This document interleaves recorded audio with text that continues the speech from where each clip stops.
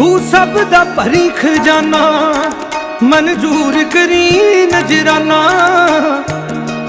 मेरे वाहिगुरु जी, मेरे वाहिगुरु जी, हाथ जोड़ करा शुकराना। मेरे वाहिगुरु जी, उठ रोज करा शुकराना। मेरे वाहिगुरु जी,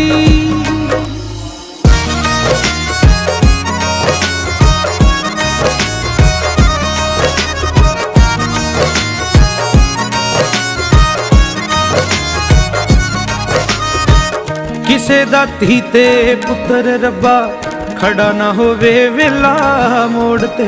कम धंधियां ते जांदियां दा कदे एक्सीडेंट ना होवे रोड ते। कम धंधियां ते जांदियां दा कदे एक्सीडेंट ना होवे रोड ते। सब दे मुंह विच पावे खाना